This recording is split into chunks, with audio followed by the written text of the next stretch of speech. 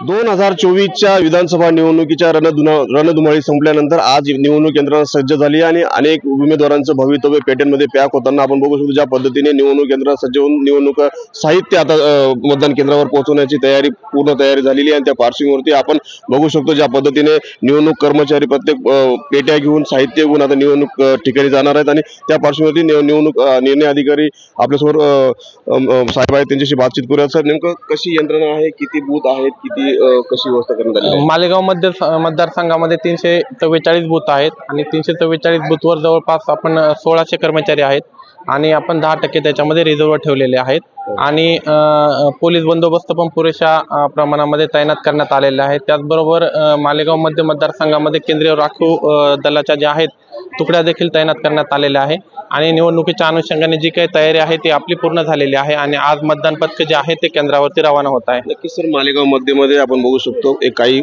संवेदनशील मतदान केंद्र, एकूण किती संवेदनशील मतदार केंद्र आहेत आणि त्या ठिकाणी कशी व्यवस्था करण्यात आलेली आहे? आपण एकंदरीत हे जे काय आहेत मोठे मोठे बूथ आहेत, काही ठिकाणी 10 पेक्षा जास्त बूथ आहेत, अशा ठिकाणचे जे मतदान केंद्र आहेत तर त्या ठिकाणी आपण जास्त पोलीस फोर्स जो आहे तर 10 पेक्षा जास्त मतदान केंद्रावरती तो अधिकचा पोलीस फोर्स जो आहे आपण त्या ठिकाणी तो पाठवणार आहोत। धन्यवाद सर। नक्कीच मालेगाव मध्ये आणि मालेगाव बाह्य विधानसभा मतदारसंघामध्ये जवळपास 16 मतदार केंद्र निवडणूक उमेदवार हे मालेगाव मध्ये असणार आणि 17 मतदार उमेदवार हे मालेगाव बाह्य मध्ये असणार। त्या पार्श्वभूमीवरती निवडणूक केंद्राने आपली पूर्ण तयारी पूर्ण केलेली आहे।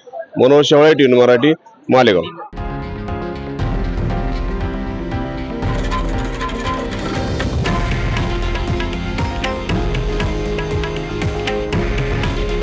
हे आहे देशातील नंबर 1 न्यूज नेटवर्क आणि आपण पाहत आहात TV9 मराठी।